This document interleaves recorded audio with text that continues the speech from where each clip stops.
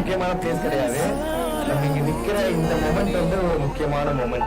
ஒரு கணம் ஒரு போதும் பிரியக்கூடாது, என் உயிரே நீ அழுகக்கூடாது.